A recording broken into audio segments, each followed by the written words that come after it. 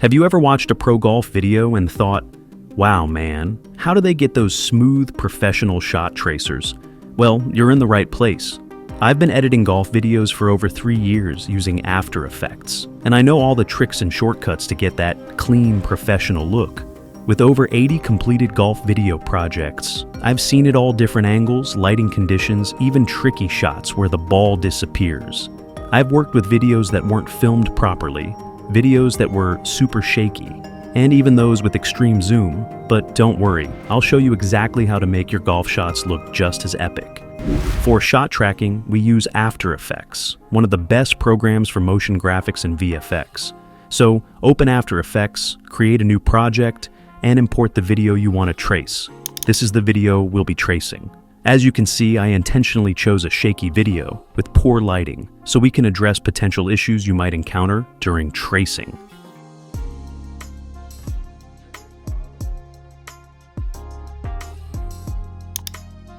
Drag the video onto the composition icon to create a composition that matches its dimensions and frame rate.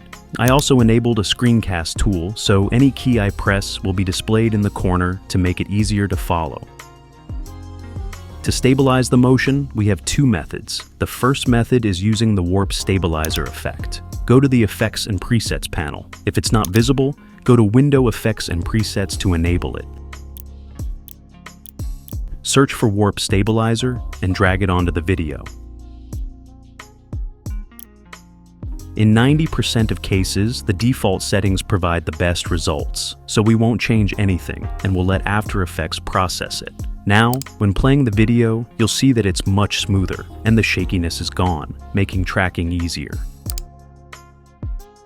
However, if you disable the effect, you'll notice that After Effects scaled the footage, which may result in losing part of the frame.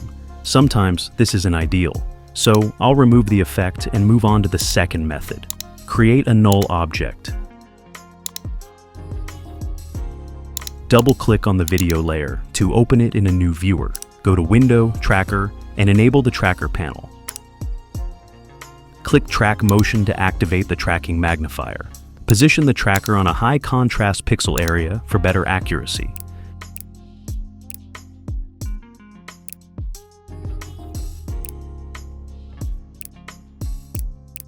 Click Play to start tracking. If the tracking fails, place the tracker on a more distinct pixel and increase its size. This will make the process slower, but significantly more accurate. Once the tracking is done, click Edit Target, select the null object, and confirm with OK. Now click Apply, ensuring that the dimensions are set to X and Y. Delete the tracker from the video layer because keeping it may slow down your computer and complicate the tracking. Now, as you can see, the null object is locked onto the ground and moves perfectly with the camera motion.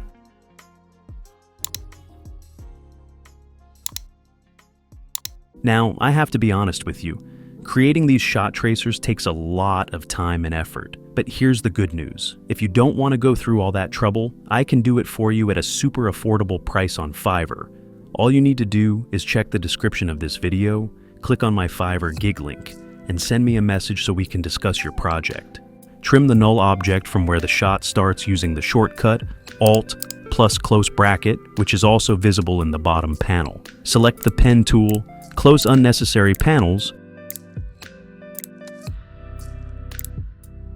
and zoom in on the video using scroll wheel. You can pan by holding the middle mouse button. Click on the golf ball to create a new shape layer, then trim it as well. Before we start tracking the ball, parent the new shape layer to the null object using the Parent and Link option. Now, when playing the video, the new shape layer moves perfectly synchronized with the golf ball. Start tracking by adjusting the path handles to follow the ball's movement.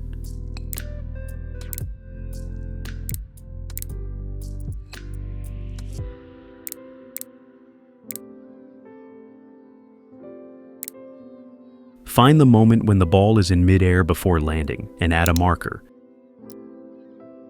Add another marker where the ball lands and 110 frames later. Right now, the tracer line doesn't look smooth. To fix this, select the pen tool and adjust the path for a more natural look.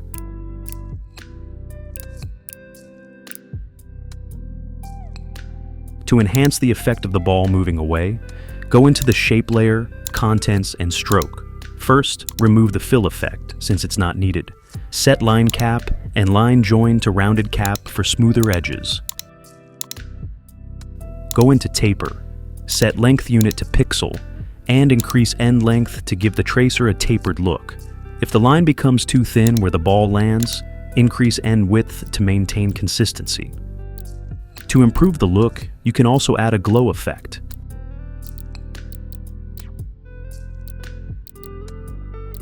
In some videos, you may see multicolored tracers. To achieve this, simply apply a gradient ramp effect to the layer and adjust the colors as desired.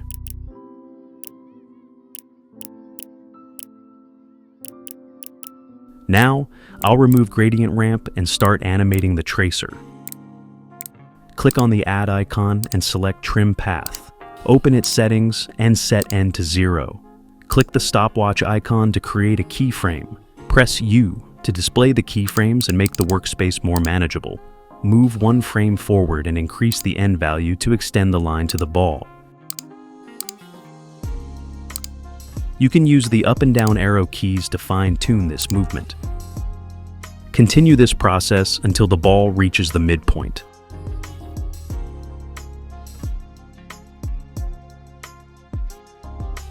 Use the previously set markers to adjust the midpoint and endpoint accurately. Select all keyframes, open the graph editor, and click on the composition name twice to maximize the view. If the speed graph is active instead of the value graph, switch it manually.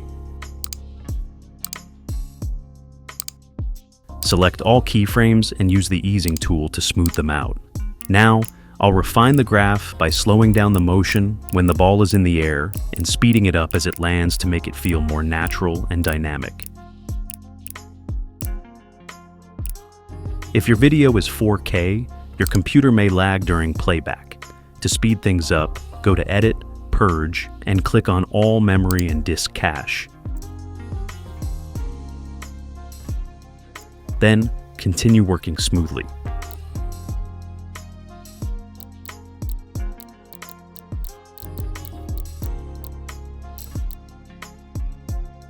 Let's review the animation.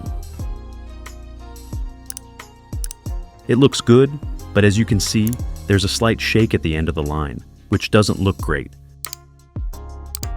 To fix this, create a new null object, cut it at the midpoint, and change its color for better visibility. Trim the video at the same point and retrace the ball's landing instead.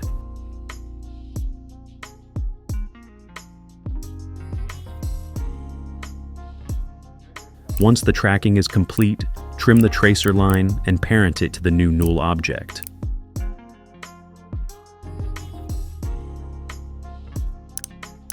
Now, as you can see, the shakiness is completely gone. To make the tracer more dynamic, go into Trim Path again and add a start keyframe. Move 10 frames forward and set it to 100. Select both keyframes, right-click, and set them to Easy Ease.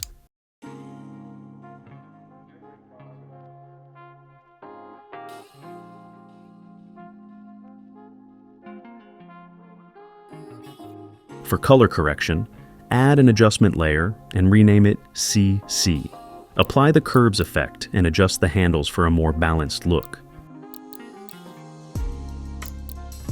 Since the video appears too dark, add a brightness and contrast effect and increase the brightness accordingly. Finally, export the video, and that's our final result.